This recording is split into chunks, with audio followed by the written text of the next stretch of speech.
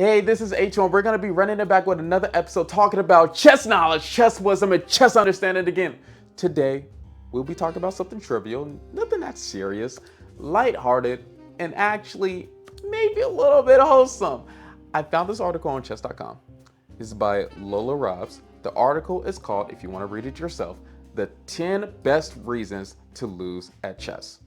And I thought maybe this could be a good activity for you all who's watching right now to comment the best reason you lost at a game of chess. Because all of us has lost at a chess game before. Even Bobby Fischer, Magnus Carlsen. I know some new people might be confused, but even the greats have lost at chess before. So what would be the best reason to lose at chess? This lady gave 10 reasons, and I'm just, Lula Robs. Let's get into it right quick. And she started out this conversation saying, do you lose at chess? If you said no, then let's be honest.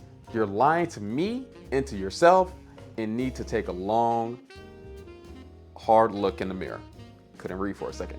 If you said yes, then you're in the right place. My name is Lola, and I'm a professional at losing at chess, which puts me in an excellent position to tell you the best reasons to lose a chess game. So, the first one to tip it all off. It's character building. It's character building. Yes, that's right. I'm here to learn. Chess is all about the brain, the mind, becoming one with the pieces. It's a cerebral, it's intellectual, just like me. You, a caveman who simply tries to checkmate in every game, could never understand. I am a student of the world, a refined stalemate enjoyer. I am above a simple checkmate. So basically, deflect as hard as possible if you're this person that tells the opponent that whooped your tail relentlessly, hey, it's all about character building, and I'm trying to officially become Super Saiyan. All right, second reason. I was bribed. My opponent said that they would gift me a chess.com diamond membership if I threw the game. I had a moral dilemma on my hands. Violate my integrity so I can change the flair by my username to be a pumpkin and get unlimited insights? Absolutely. Everyone has a price, and mine's is sweet. Sweet sound of game reviews, Coach Danny telling me I found a brilliancy. And that actually kind of makes sense if you put it like that, you know what I mean? Like, if somebody bribed me with a chess.com membership, since they're always trying to jack up the price, Danny, if you're ever listening to this, I need you to can I get a discount? Can we at least get like a Black Friday discount for my people? But anyway, that's besides the point. The point is, I'm willing to be bribed depending on the price and depending on what I'm getting if I lose that chess game. Maybe. Is any other grandmaster like that? I know tons of grandmasters that can get bribed. Is it right? No, it's not. I don't suggest it, especially if it's a tournament with money. I think that's called cheating. And you know what? Let's not even get on that subject of cheating. Let's just keep on having fun and going through the next tip. The next best way to lose is the Swiss Gambit. Every tournament player knows that if you lose round one of the over the board event, you get easier pairings. Win the first game and face title players for the rest of the event. No way it's lose now or lose later, and I would rather rip the band-aid off and make my life easier for the rest of the tournament. You see, I have tactics both on and off the board. I metagaming on a level you couldn't conceive of. And that is definitely true. She actually made a good point. She made a good point. I remember when I was playing in the tournament and I lost the first game on accident. I didn't see a stupid bishop queen checkmate on the h2 square while my king is castle. I didn't see it. And I was fairly embarrassed because I was the best player of my chess team. But I annihilated every single other person. Did I feel bad about it? Not at the time. As an adult with daughters now, somewhat bad. I'm not gonna lie. Like, maybe I could have been a little bit more sympathetic than giving my opponent my 15-year-old stare with not knowing how to relax my eyebrows when I should be relaxing them. Anyway, let's continue. Next one, my mom said dinner was ready. Kind of self-explanatory. When dinner is ready, get off the chess game and your mom is clearly not going to understand that the chess game can't just pause itself. Nowadays, though, moms are cool, parents are cool, and I know as a parent, I'm going to be like, hey, make sure that you finish that online game first and then come to dinner, because I'm cool like that, and I'm going to be playing video games with my kids. You know what I mean? Because I'm him. So, next thing, I found out girls prefer musicians. So wait a minute, Lola Robs is a guy, or what's going on here? My bad. I started playing chess after watching The Queen's Gambit and thought it might help me to find a relationship. So far, the only relationship I've developed is a toxic one between me and my blitz rating. My friend Steve said that learning four chords on his guitar was way more successful than learning four chess openings in terms of dating, and way less effort too. When I found out, I resigned my chess game and bought a lute. So he's actually wrong about this. There was one article that I read on chess.com of one person finding love. You just got to be really sympathetic and you have to like reverse the move, even though I have that turned off on my side. But I'm already married. So if I didn't have that turned on for some reason, then I think my wife would be accusing me of cheating. But on other news, yeah, love was found on chess.com. Probably 100% success rate on chess.com rather than Tinder, but we haven't heard about the horrible pairings yet. So hopefully we can get like a good comment that's like, I met this rude guy. He was playing me in a chess game. I fell for him. We went into an 8-year relationship. He took all my money and he ran away with my kids into a trailer, and I still can't fight him. And he's supposed to be the world to me. That got depressing somewhat, but at the same time, I feel like it had to go that direction. Next, ChatGPT gave me the wrong move, which is a crazy thing to admit. I think that's something that you should be keeping by yourself. Okay, I admit it.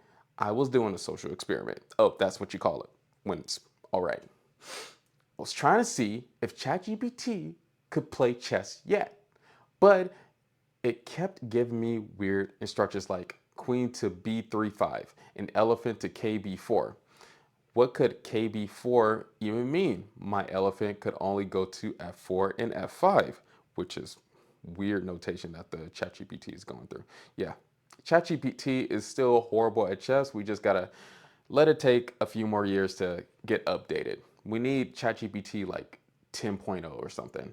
We need Apple to take over ChatGPT so that we can get the updated version immediately, and so that we can just see everybody losing their jobs and the world burning all together. And I already seen it. I already seen it around the corner.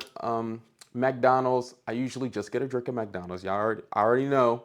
When I'm streaming, I always talk about healthy stuff. I just get the $1 drink. It's not even $1 anymore. It's like 150. I should never be going to McDonald's. But anyway, it's an automated machine.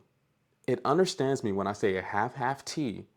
It's crazy. It's crazy efficient too. And I don't know if I like it or I don't. Because on the other hand, I like the human interaction. But on the second hand, sometimes the human interaction is a little bit too much for me, especially when the person has a rude tone. So, do I like the automated computer voice being happy all the time and 100% of the time being a woman? Yeah, sure. But I feel like you're missing out on like interactions. There's going to be a lot of people that has social anxiety in the future. Anyway, next thing, practicing intuition. My coach told me I just needed to let the position speak to me to find the best move.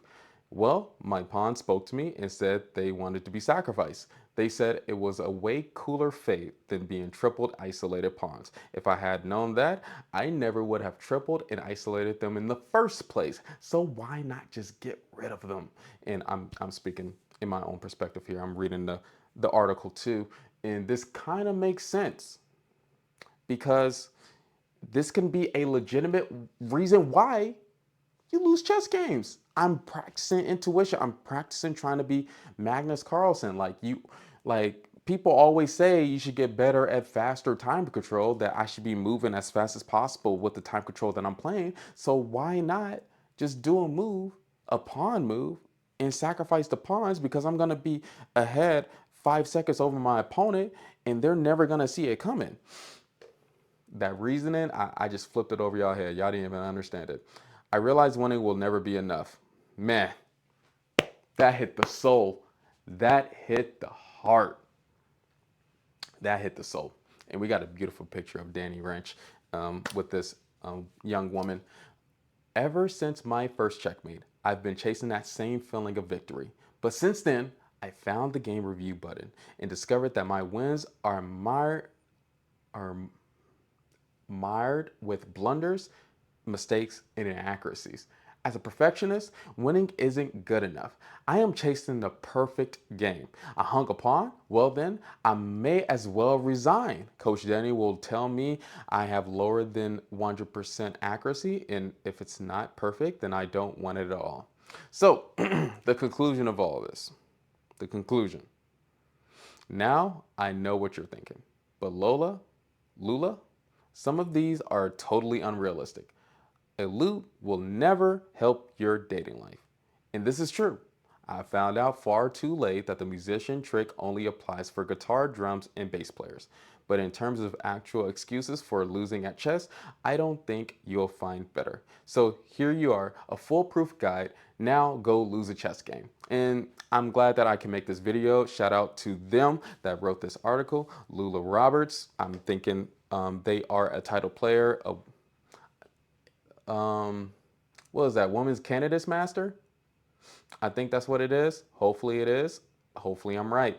But this was a really good blog. Let's see the comments down below. It says, imagine you lose and just say whatever, music is more attractive anyways, and quit chess and learn guitar. Well, technically my brother did do that, but backwards, weirdly enough. He learned guitar, learned how to like play John Mayer music, which is insane. And then he started playing chess and actually got to like 1300 without any help at all. Blows my mind. Every single time I think about it, it blows my mind. Do we have another good comment? Yes, I got super very well. Losing in chess, Chesser has no visible reward, yet there's the learning, offensive and defensive strengthening. While not winning every game, you've won some and were probably awarded trophies and could possibly reign as a division winner. Like me, I don't fail me, friend me. Okay. There's no other good comments except for maybe this one. Being division winner sucks when you get into a debate with a legend player, and plus you can lose rating in more games than anyone else, but be at the top of the division. Don't do the climb. This is a very pessimistic comment section, but I'm loving every second of it. I'm liking the energy. I kind of want to be in there too. What am I gonna type? What should I type? I should type, I'm just gonna type something that's irrelevant to chess because it kind of seems like that everybody's just giving up on chess anyway in the comments. So yeah, go Chiefs. Go Chiefs randomly. And hopefully people see my comment and up it from this video. But anyway, thank you for being here. Keep on fighting to the end, staying focused on chess and in real life too. And if you haven't yet, if you made it this far, you might as well just hit the like button and subscribe and watch another video of mine. Like isn't my channel right here and my video right here? Just click on one of them. You like this? Just click on one of them.